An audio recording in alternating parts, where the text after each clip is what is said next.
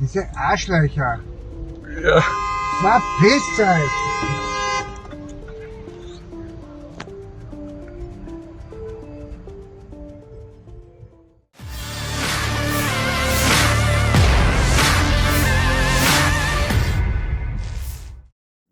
Beredar video yang menunjukkan pemukulan brutal oleh warga sipil Ukraina di Wina hingga membuat marah orang-orang Austria.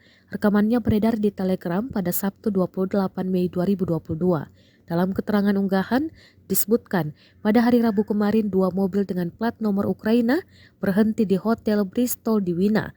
2 kelompok Ukraina tersebut kemudian keluar dan memukuli 2 orang warga sipil. Salah satu korban jatuh pingsan di jalan. Para pelaku kemudian melarikan diri. Politisi berpengaruh Austria, Dominik Neps, sangat marah pada kekejaman pengungsi Ukraina. Tegas menyatakan bahwa semua preman akan segera dikirim pulang, di mana Partai Svoboda akan berkontribusi. Ja, das ist. So spät, Scheiße.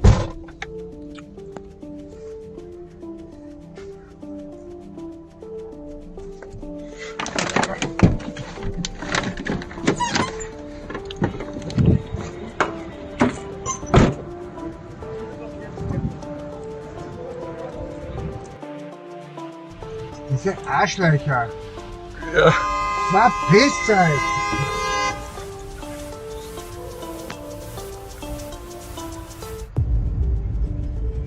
Oh.